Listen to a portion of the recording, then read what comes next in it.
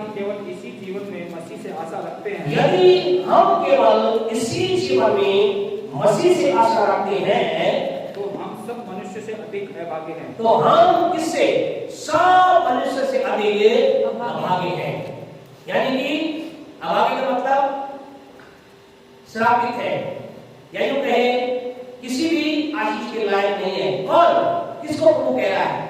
उस व्यक्ति कह रहा है जो केवल इसी जीवन में प्रभु से आशा रखता है। हम कहे ये पढ़ने का तरह से लगता है, फिर हम क्या करें? क्या निश्चित प्रभु से आशा ना रखें? क्या परमेश्वर हमसे ये चाहता है कि हम अपने लाइफ के लिए कोई उम्मीद ना रखें? ऐसा नहीं है।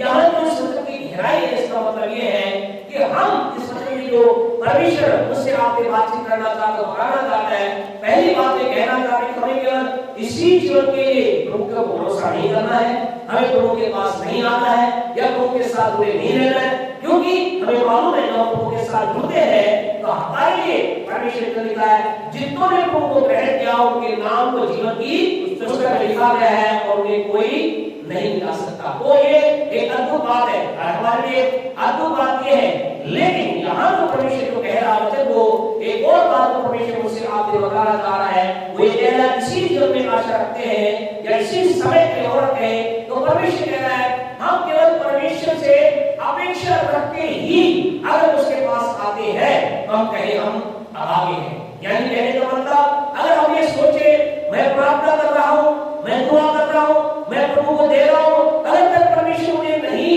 ब्लेस कर रहा तो क्या विचार आता है? क्यों मैं प्रार्थना करूं? क्यों मैं प्रभु को दूं? क्यों मैं परमेश्वर का? हम कहें अगर हम इसका एक दूसरा वचन दूसरा वचन है, अगर मैं परमेश्वर से अपेक्षा के साथ कुछ काम कर रहे हैं, यानी परमेश्वर मैं ये कर रहा हूं, प्रभु मेरे लिए ऐसा करे तो मैं कुछ आगे बढ़ूं, हम कहें परमेश्वर कई बार नहीं बल्कि हर बार हमसे चाहता है हम जब तक उसके पास आए बिना अपेक्षा के आए, यानी जब उसकी प्रस्तुति में जाए इस विचार से जाए मैं क्यों प्रार्थना कर रहा हूं? क्योंकि प्रभु ने कहा है। उत्तर नहीं मिला तो क्या प्रार्थना रोक दूं? नहीं, मुझे प्रार्थना करना है। और मैं प्रभु क्यों दे रहा हूं? क्योंकि प्रभु ने कहा है बहुत तुम्हें दिया जाएगा। क्यों मैं समझौती कर रहा हूं? क्योंकि प्रभु ने इब्रानी 10:25 में कहा है ऐसे जब तुम समय में निकल रहा तो क्या हो एक दूसरे से इकट्ठा होना ना छोड़ो। हमें क्या करना है? हमें इस बात को समझना है प्रभु ने जो कहा है वो हमें करना है, लेकिन हमारे अंदर जब एक अपेक्षा के साथ हम करते हैं तो कहता है फिर हम क्या बन जाते हैं? अभागे। यानी हम एक एक्सपेक्टेशन कर रहे हैं, यानी अगर इसका मतलब दूसरे शब्दों में क्या होता है?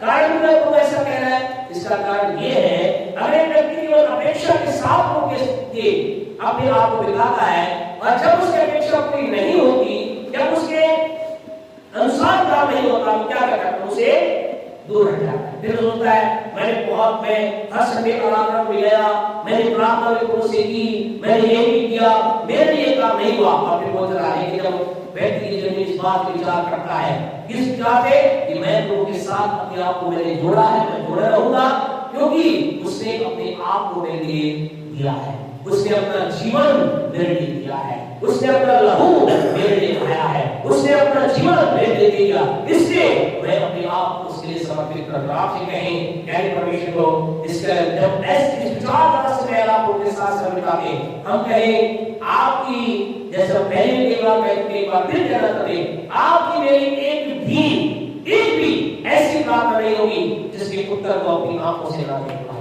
हालेलुया।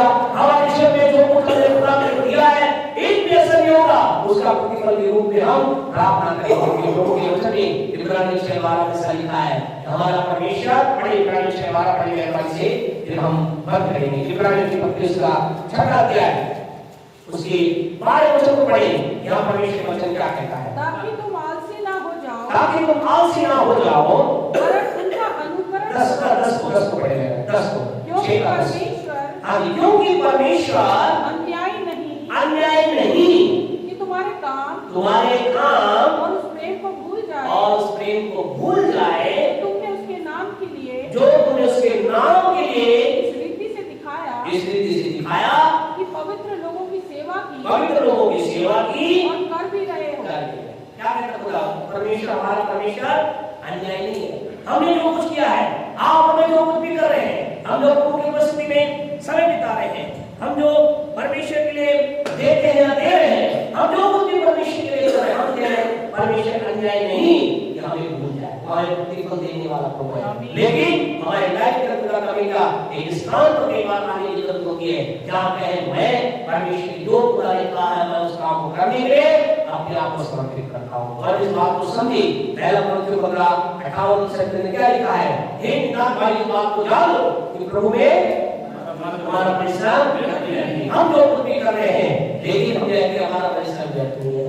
आप जो प्रवेश के सम्मुख हमें कहते हैं कई लोग हैं जो उपवास के साथ खुदा के उपस्थित में बैठे हैं, कई लोग परमेश्वर के लिए दौड़ करके किसी खुदा के साथ समय को बिता रहे हैं, प्रभु के वचनों को लोगों को बता रहे हैं, परमेश्वर की महिमा की बातों को बांट रहे हैं, व्यक्तिगत तौर से खुदा के सम्मुख अपने आप को खुदा से प्राप्त करने के लिए बैठे। आपसे कहना चाहता आप किसी का भी परिश्रम नहीं है, बस हमें करना क्या है, हम इस परमेश्वर के परिणाम प्राप्त करने के लिए हमें अपने अंदर से अपेक्षा को निकाल देना है। हमें अपने अंदर से इस अपेक्षा को मुझे परमेश्वर से कुछ मिलेगा, मुझे परमेश्वर मुझे पाने के लिए ऐसा करना चाहता हूँ। आप ऐसा क्यों कह रहे हैं? ऐसा खुदा के वचन के अंदर ऐसा खुदा के लोगों के दिल में है। जब उन्होंने अपने जीवन को अपेक्षा रहित कर दिया, उन्होंने कहा कि मैं खुदा के पीछे करूंगा, प्रभु ने कहा तो करूंगा, मेरे जीवन में चाहे वो आशीष आए ना आए, क्या हुआ?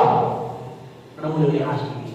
सदर पेश का भी उदाहरण हम सब जानते हैं। अगर वो अपेक्षा करते हम तो खुदा के लिए खड़े हुए हैं, हम तो प्रभु के लिए खड़े हुए हैं, हम तो प्रभु के लिए अड़े खड़े हैं, हमने परमेश्वर के लिए हमने परमेश्वर के लिए दुनिया के सामने झुकने का इनकार किया। अब तो खुदा को क्या करना पड़ेगा? बचाना ही होगा। अगर वो अपेक्षा करते, हम आपसे कहना चाहते हैं ऐसा लिखा नहीं है, लेकिन ऐसा हुआ नहीं, लेकिन अगर वो इस अपेक्षा से कार्य करते 100% क्या होती?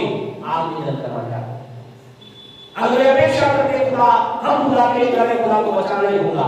अगर वो इस डिमांड को रखते, आज कहे डिमांड वालों को खुदा से नहीं पाते, लेकिन वो खुदा से पाते जो कहते परमेश्वर मैं तेरी बात को मानूंगा, मेरा मैं अपना रोल अदा करूंगा। हम कहे जब मैं अपना पाठ अदा करना कर लेते, हो ही नहीं सकता खुदा अपने पाठ अदा ना करे। यह परमेश्वर प्रभु के वचन में 15 साफ में क्या लिखा है, यदि तुम मुझ में बने हो, मेरी वचन में बात तुम में बनी रहे। हमारा काम क्या है? प्रभु में बने रहना, परमेश्वर की बात को बने रहना। बड़े मेहमान से आप दिला को हाँ जी, और मेरी बातें तुम्हें बनी रहे, जो चाहो मांगो वो तुम्हारे हो जाएगा, तुम्हें मिल जाएगा। हालेलुया। कई बार हम मनुष्य क्या करता है? आखिरी बात को लेते हैं, क्या कहता है? प्रभु वचन क्या लिखा है? जो मैं मांगूंगा मुझे खुदा देगा। हम क्या करते हैं? सेकंड पार्ट को लेते हैं। प्रभु तेरा वचन कहता है जो कुछ मैं मांगूंगा वो मुझे देगा, तुझे देना ही होगा। हम कहें हम इस पार्ट को हटा के ऊपर के पार्ट को ले लें। प्रभु मैं तेरे वचन बताता हूँ, मैं तेरी बात को बताऊँ, बस हमारा पार्ट क्या है? परमेश्वर वचन बने रहना, प्रभु की बातों बने रहना। और देना किसका काम है? सेकंड पार्ट में हम कहें हो ही नहीं सकता, उसके बाद आपको ना मिले। कई लोग कहते हैं हमारी प्रार्थना का उत्तर अब तक नहीं आया, कब खुदा हमारा उत्तर देगा? हम कहें शायद अपेक्षा कर रहे हैं, डिमांड रख रहे हैं, शायद आप विचार से आ रहे हैं खुदा करेगा तो ऐसा करूंगा करूंगी। हम कहें नहीं, आइए हम पहला पढ़ के उस अध्याय की वचन स्मरण करें। यदि हम अपेक्षा कर रहे हैं तो हम क्या है? प्रभु ने कहा आइए आज हम अपेक्षा को हटा दें और अपने आप को समर्पित कर खुदा मैं अपने आप को तेरी बातों के लिए समर्पित करता हूँ, तेरे वचन के लिए समर्पित करता हूँ, आपके वायदे के लिए समर्पित करता हूँ, जो आपने कहा है वो बात के लिए अपने आप को देता हूँ। इब्राहिम ने क्या किया? जो खुदा ने कहा ऐसा प्रभु ने कहा अपने देश को, जन्मभूमि को, सब कुछ छोड़। आगे वचन पढ़ो जरा, पता नहीं ऐसा लिखा है उसने छोड़ा और चल दिया। उसने सवाल करके नहीं कहा कि प्रभु देव कहाँ जाना है, वो कनान कैसा है? प्रभु ने कहा छोड़ दे, मैं तुझे देश में ले जाऊंगा, मैं तेरे लिए तेरी आशीष दूंगा, आशीष का मूल बनाऊंगा। 7 ऐसे उसके जीवन के लिए प्रभु ने जोड़ी और लंबे समय तक आशीषों को प्राप्त नहीं कर सका। 25 साल तक तो वो बेटी को प्राप्त नहीं कर सका, लेकिन जीवन के अंदर उसने सारी आशीषों को देखा और प्रभु ने अंत में उसे ही ब्लेस किया। और उसके बाद उसने इतना बड़ा इब्राहिम को ठहरा दिया कि प्रभु ने क्या कहा? प्रभु ने कहा जो कोई मसीह में है इब्राहिम की आशीष का वारिस हो जाएगा। इब्राहिम उसने नहीं कहा जो मसीह में आएगा वो याकूब की आशीष का वारिस होगा या मूसा की आशीष का वारिस होगा। किसके?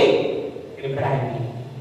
पढ़ाया वचन को 3:39 या गलातियों 3:29 पढ़ते हैं, बंद कर दें, करो जल्दी से पढ़ें, फिर बंद करें। गलातियों की पत्री उसका 30वां अध्याय उसके 29 वर्ष को पढ़ें। क्या कहता है? और यदि तुम मसीह के हो तो यदि तुम मसीह के हो तो आप मसीह के हैं? मसीह के, हाँ जी। अब्राहम के वंश और प्रतिज्ञा के अनुसार वारिस भी हो। प्रतिज्ञा के वारिस भी है। आप तो किस चीज के वारिस है? इब्राहिम की आशीष होगी। कौन सी? वो ब्लेसिंग जो खुदा ने दी। आप और मैं उसके अधिकारी हैं, वारिस हैं। हमें मसीह का बनना है। मसीह का बनने का मतलब जो प्रभु ने कहा वो हमें करना है। आइए अपनी आंखों को बंद करें। Thank you God. हमारे महान जीवन में रहने वाले पिता हम कृष्ण के नाम से आपके चरणों में आकर आपकी कार्य बड़ाई करते हैं। आपने हमें प्रार्थना करने का मन दिया, हृदय दिया, विचार दिया कि हम यहाँ आ सके। कई लोग परमेश्वर यहाँ कुछ आवश्यकता को प्राप्त करने के लिए आए हैं। केवल पिता परमेश्वर प्राप्त करने इसलिए नहीं आए के लिए मिलेगा कि आपके साथ चलेंगे, लेकिन इसलिए प्राप्त करने के लिए आए हैं क्योंकि आपने वायदा किया है। प्रभु हम ये प्रार्थना करते हैं आपके लोगों के लिए, उनके जीवन चक्र से प्रभु जैसे तेरा वचन तेरा लाश पहुंच कहता है इसी जीवन के लिए आप परमेश्वर तुझसे अपेक्षा करें, तुझसे प्रेम करें। तेरा वचन कहता है कि अभागे हैं। प्रभु हम इन बातों को अपने जीवन से, उस बंधन को, उस दीवार को, उस परमेश्वर लाइन को तोड़ते हैं, तुझसे बाहर आते हैं और परमेश्वर निस्वार्थ भाव से आपसे प्रेम करने के लिए, आपकी बातों के लिए और आपकी बात को मानने के लिए अपने आप को समर्पित करते हैं। सब पर आपकी आशीष के धन्यवाद यीशु के नाम से मांगते हैं, आमीन। हमारे परमेश्वर का प्रेम, परमेश्वर का अनुग्रह।